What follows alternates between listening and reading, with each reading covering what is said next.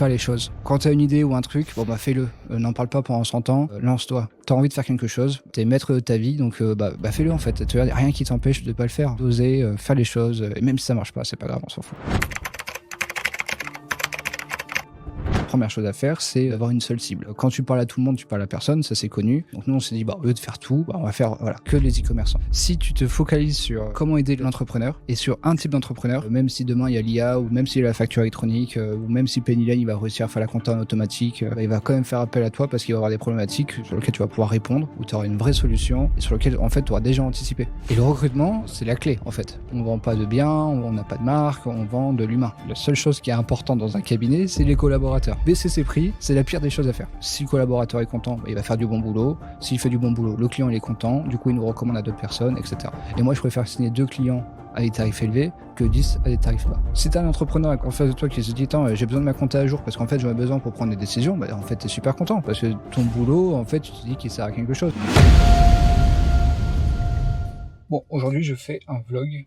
J'en fais pas souvent, mais là j'ai envie d'en faire un puisque c'est une journée un peu particulière. J'ai été invité sur le podcast des Geeks des chiffres. C'est un des plus gros influenceurs, je pense même le plus gros influenceur dans le monde de la compta, donc dans le monde des chiffres, puisqu'il a une chaîne YouTube avec plus de 200 000 abonnés. Il est très très actif sur LinkedIn, il crée énormément de contenu un peu partout sur les réseaux. Et bref, il m'a invité à participer à son podcast pour faire une interview. Et du coup, je me suis dit pourquoi pas filmer un peu les coulisses de cette journée pour vous expliquer un peu comment il m'a contacté, pourquoi il m'a contacté, comment va se passer du coup l'interview, puisque du coup je vais aller physiquement dans ses bureaux, et ensuite je vais voir s'il est ok pour faire un petit débrief de l'épisode, et ensuite je retournerai au bureau pour continuer un peu tout ça. J'espère que ça vous plaira. Allez, je vous emmène.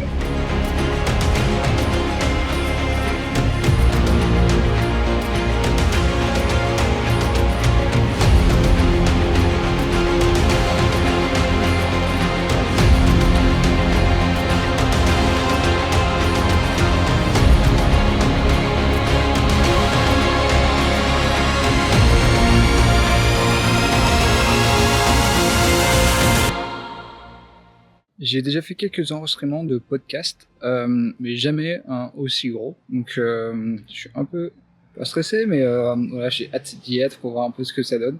Et surtout, donc je sais pas du tout les questions qu'il va poser. Il a bien indiqué qu'il souhaitait pas du coup donner les questions en amont aux personnes qui seront interviewées, puisqu'il veut garder l'authenticité et notamment la spontanéité. Du coup, donc on verra un peu ce que ça donne. Pour vous expliquer un peu pourquoi il m'a contacté, en fait, je suis assez actif sur LinkedIn, je fais pas mal de posts, etc. Et en plus, avec le côté un peu hoodies, peut-être que je pense que c'est ce qui lui a plu. Donc bon, ça sera aussi l'occasion de lui poser la question pourquoi il m'a sollicité.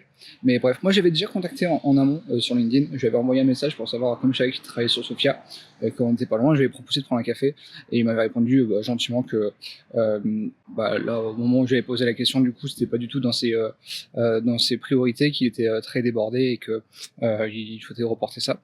Donc après, ça n'avait jamais donné suite. Et un jour, du coup, j'ai reçu un petit message comme quoi il voulait m'inviter sur son podcast.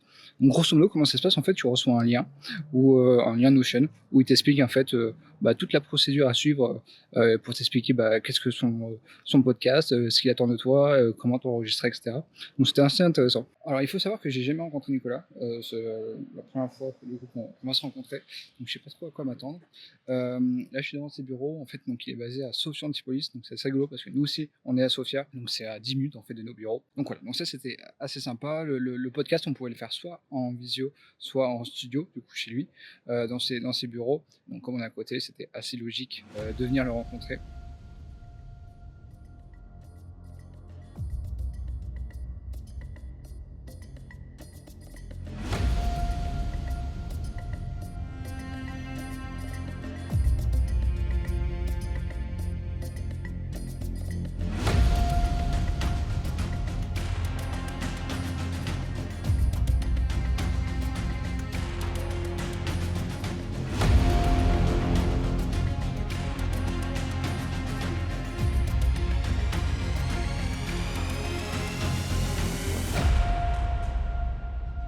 Salut et bienvenue dans un nouvel épisode du podcast Les Guides des Chiffres. J'espère que vous avez la pêche. Très heureux aujourd'hui de vous accueillir pour une nouvelle masterclass avec un invité au profil particulier dans la filière de l'expertise comptable et vous allez le voir, j'accueille aujourd'hui Kevin Sagné. Salut Kevin, je suis très content de t'accueillir. Salut Nicolas, merci pour m'inviter. Bah écoute, très clair, super. On va parler aujourd'hui de ton histoire qui fait que toi, t'es pas diplômé d'expertise comptable, mais tu as quand même un cabinet d'expertise comptable. Donc, comment as-tu fait?